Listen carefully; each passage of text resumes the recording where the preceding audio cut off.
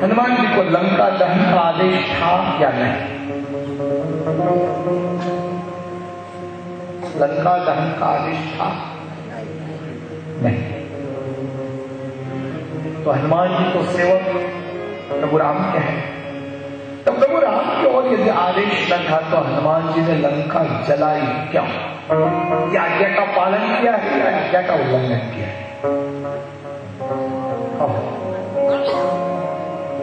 और हनुमान जी जैसे हनुमान जी जो स्नेह की मूर्ति कही जाती है, जो सेवक कहे जाते हैं, जो दास्य भक्ति के आचार्य कहे जाते हैं, कोई यदि अपने स्वामी की आज्ञा का उल्लंघन करे तो फिर कौन उनके प्रमाणभूत माने? लंका दहन का आदेश नहीं था, फिर भी हनुमान जी ने लंका जलाई क्यों? हमारा नीति शास्त्र बताता है, शत्रु को यदि अपनी ताकत की पहचान करवाना हो तो दूत के रूप में गए हुए दूत ने अपने आप की ताकत के माध्यम से अपने स्वामी की शक्ति का भी प्रदर्शन करना, ताकि शत्रु का ऐसा हो कि जिसका दूत इतना शक्तिशाली है तो उसका स्वामी कितना शक्तिशाली होगा भला। अभी भी रावण को यदि सावध होना हो, अभी भी रावण यदि जानकी को वापस देना चाहता हो तो हमें कोई अर्जा नहीं, हमें कोई युद्ध करना ही नहीं है। ये नीति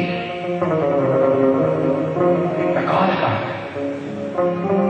जिस ढंग से पांडवों के लिए कौरवों की ओर से लाक्षागृह की रचना की गई थी, लेकिन जब पांडव लाक्षागृह की ओर जाने के लिए तैयार हुए तो सभा में विदुर जी ने युधिष्ठिर को एक सवाल किया था, महाराज मुझे एक सवाल पूछना है, कहो चूहा कहाँ रहता है? युधिष्ठिर सोच में पड़ गए। चकार भरी हुई सभा में विदुर जी तो धृतराष्ट्र युधिष्ठिर को कुछ नहीं कह सकते थे कि ऐसा करना, ध्यान रखना, ये रखना, क्योंकि वो तो महामंत्री हस्तिनापुर के थे ना। फिर भी जाहिर में उन्होंने सवाल किया है कि चूहा कहाँ रहता है? 5 पांडव तो वहां से चल पड़े, लेकिन रास्ते में युधिष्ठिर को मन में सोच आई कि काका विदुर जी ने ये सवाल क्यों पूछा? 5 भाइयों चल रहे थे और सोच रहे थे कि ये क्यों पूछा है। शाम के समय लाक्षागृह में आए तो उन्होंने सबसे पहले काम किया, चूहा कहां रहता है? तो युधिष्ठिर ने बताया, काका के इस सवाल के पीछे बहुत बड़ा रहस्य है। परिणाम ये आया कि 5 ही पांडवों ने लाक्षागृह में प्रवेश करने के बाद सबसे पहले काम किया कि यहां से बाहर निकलने का रास्ता कहां है उसकी तलाश करो, क्योंकि लाक्षागृह में तो इन लोगों को जलाने की तैयारी थी, लेकिन विदुर जी ने अपने गुप्त आदमियों की ओर से एक ऐसा टर्नल तैयार किया था, एक ऐसा भूमि मार्ग तैयार किया था कि जो किसी को पता नहीं था, केवल ने केवल विदुर को पता था और तैयार करने वाले को। जब लाक्षागृह को मध्य रात को जलाया गया तब देखे हुए जिस रास्ते की तलाश की हुई थी वहां से 5 पांडव, द्रौपदी, कुंता निकल पड़े, सारा राक्षस रुक जाए। इसे नीति कहा जाता है। सभी जगह सभी बातें स्पष्ट नहीं की जा सकती, फिर भी बताई जा सकते, उसका नाम नीति है। नीति प्रवीण निगमागम शास्त्र बुद्धि, सभी आगम निगम शास्त्र में भी और नीति में भी जो प्रवीण है, इसका मतलब यह है कि सविता नारायण ने हनुमान जी को नीतियों का ज्ञान दिया। ऐसे नीति प्रवीण हनुमान जी, जिनका पात्र सुंदरकांड के अंदर अब प्रवेश हो रहा है, उनके चरित्र को हम सुनेंगे। तब तो हम चारों ओर जानकी की तलाश के लिए सभी वानर सेना निकल चुकी थी, लेकिन किसी को कहीं से भी कोई संदेश नहीं मिला था कि जानकी कहां है। अंततो गत्वा पश्चिम दिशा की ओर समुद्र के तट पर सभी वानर सेना सुग्रीव, जांबवान, सुग्रीव में अंगद, जांबवान, हनुमान जी, नल, नील, ये सभी इकट्ठे सोचने लगे क्या करें।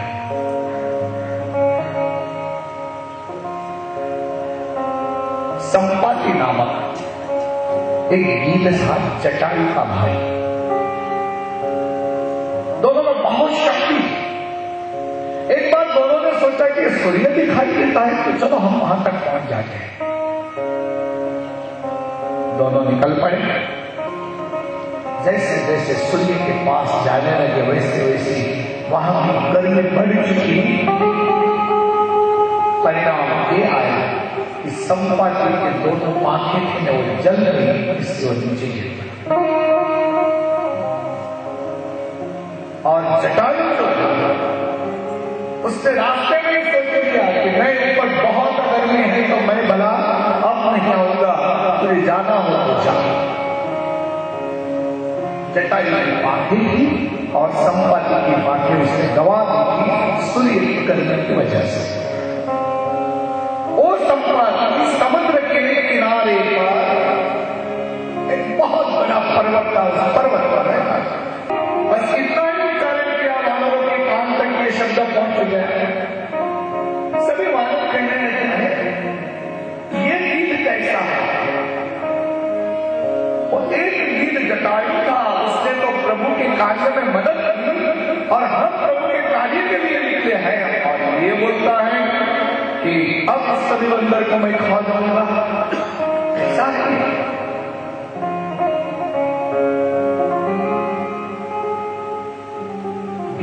सुना, अरे ये लोग जटायु का नाम बोल रहे, जटायु तो मेरा भाई है।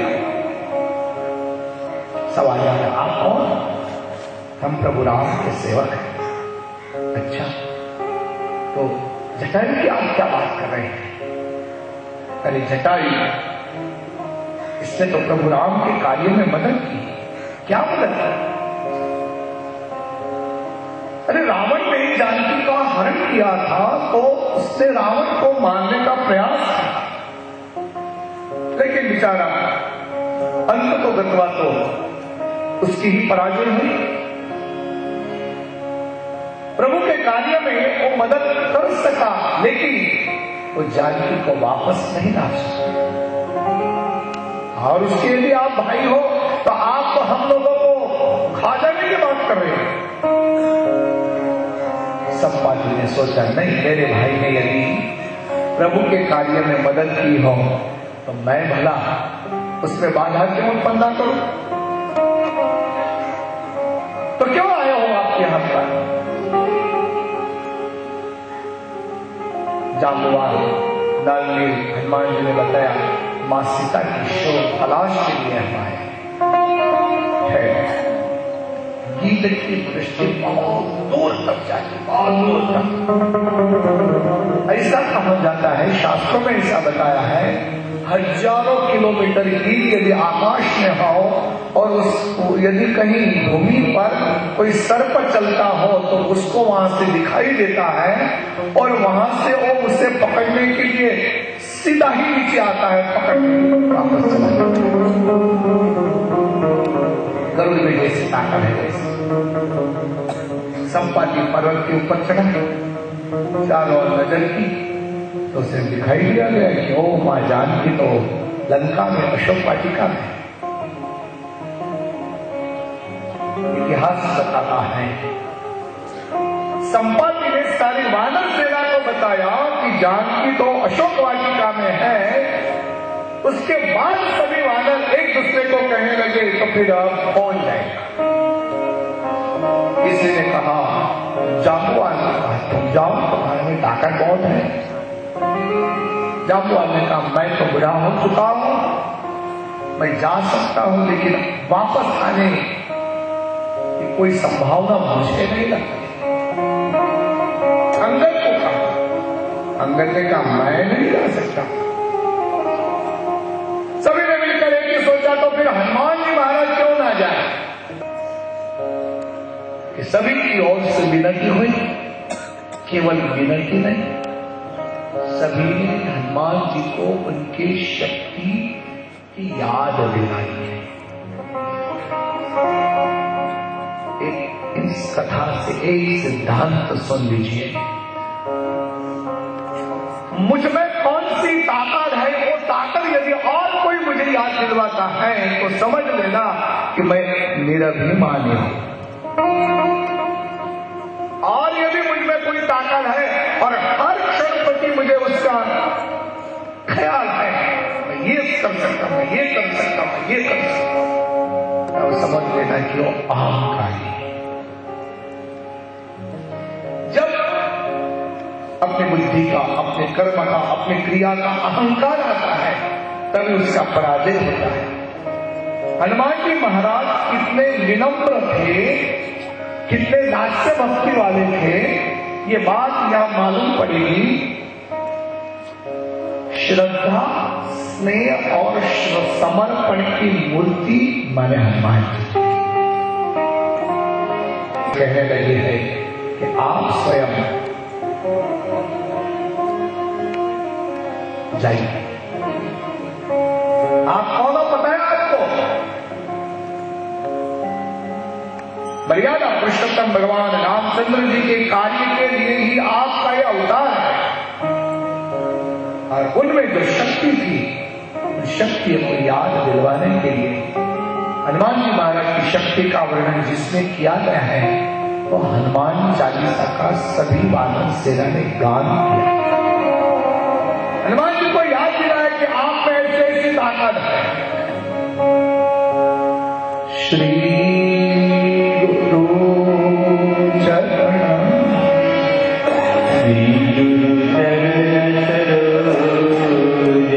आप सभी हनुमान जी चालीसा का गान करना चाहते हैं।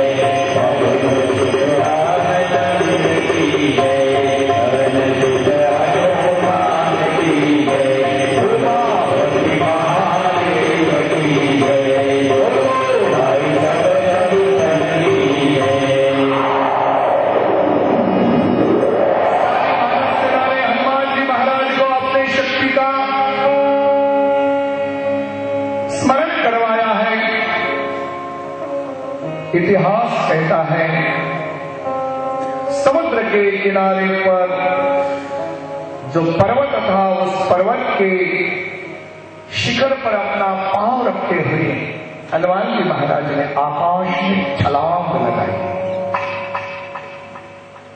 आकाश मार्ग से हनुमान जी महाराज जय श्री राम कहते हुए स्वामी जी बता रहे हैं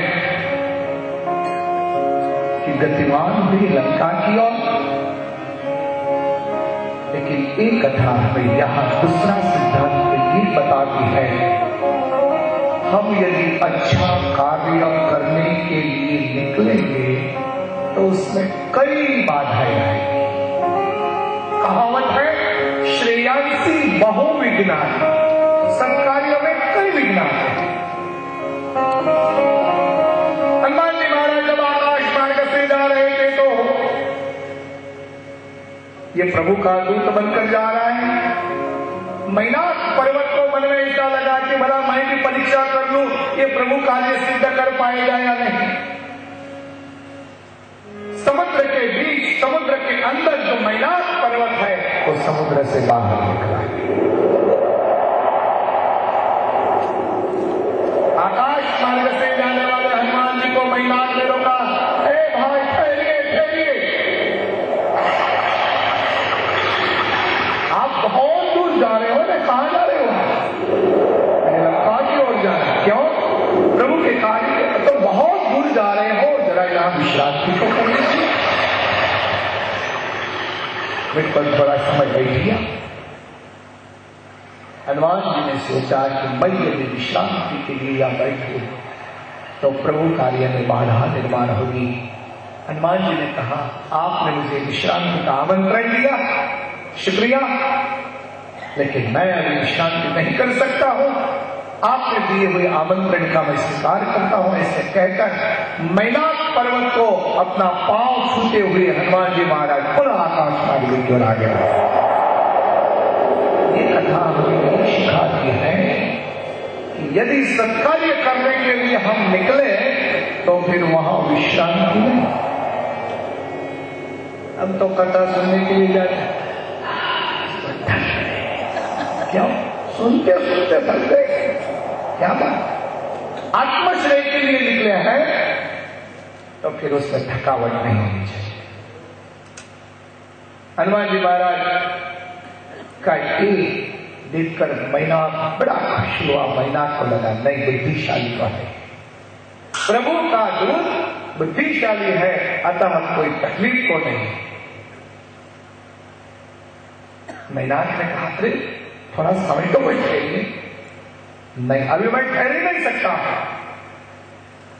आगे गए तो हनुमान जी के बुद्धि बल की परीक्षा करने के लिए सर्पों की माता सुरसा नामक जो राक्षसी थी, वो भी समुद्र में रहती थी। उसने सोचा कि मैं जरा इस दूत की परीक्षा कर लेती हूं। सुरसा नामक राक्षसी ने ताकत की कि आकाश में उड़ने वाले जो पक्षी थे,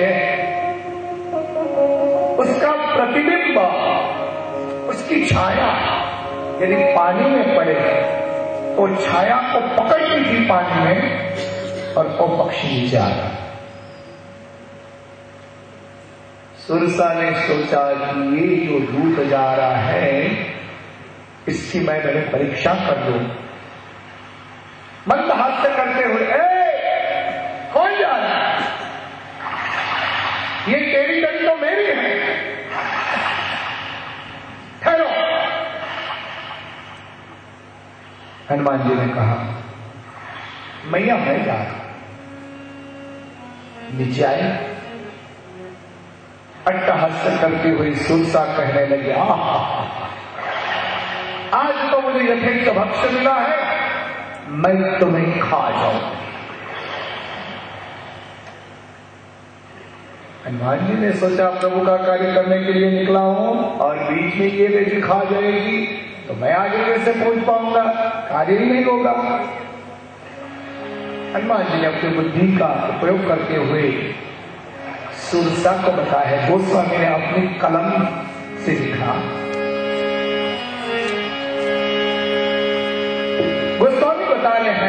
कि हनुमान जी तुलसा को ऐसा कहते हैं, तुलसा तुझे खाना है तो यथेच्छ खा, लेकिन मैं प्रभु का कार्य कर